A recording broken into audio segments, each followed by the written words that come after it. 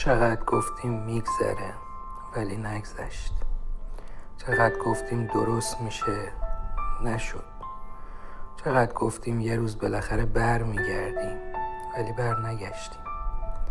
چقدر گفتیم طاقت بیار تهش روشنه و تهش تاریکی بود. چقدر خودمون رو زدیم به بیخیالی ولی هر شب اشکامون بی اجازه می اومدن.